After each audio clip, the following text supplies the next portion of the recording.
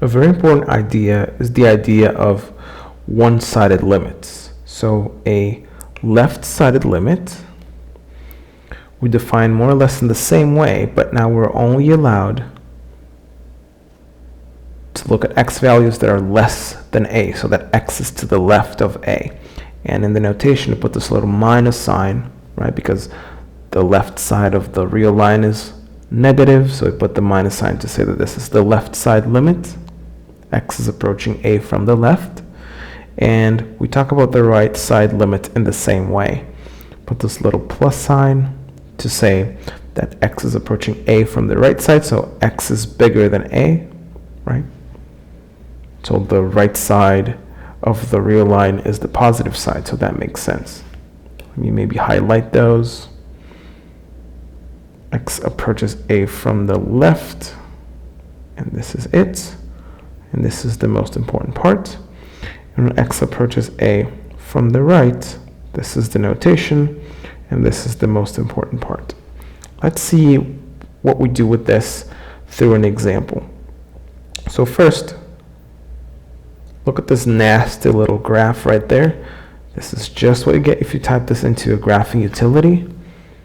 This is a module, right? This is an absolute value function at the bottom, and this is what really causes this different behavior. So maybe to make it more correct, I could add a little empty hole in here, a little empty hole in here, an empty circle. So when I ask what the limit of f of x when x approaches 1 from the left, or in this case g instead of f, I'm looking at 1, this is 1, so I'm looking at the left side of 1 only. So I'm looking only at this branch of the graph. If I follow it, I reach 2. So that means the limit when x approaches 1 from the left of g of x equal to 2. Now, this item b, when x approaches 1 from the right, that means x is bigger than 1, so this is 1. We're approaching 1 from the right side, so we're looking only at this branch of the graph. So we follow the graph, and the y coordinate, the y value, is getting close to -2 instead of 2.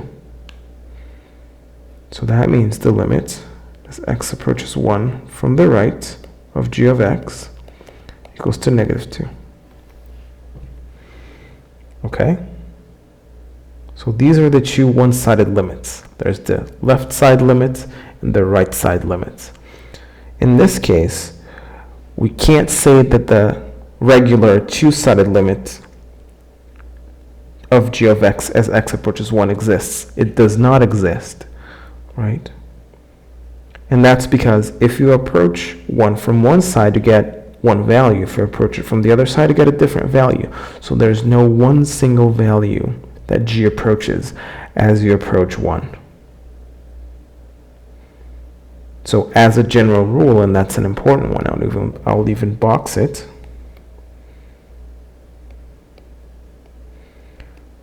A two-sided limit, so the regular limit, only exists if both left side limit and right side limits exist and are equal to each other.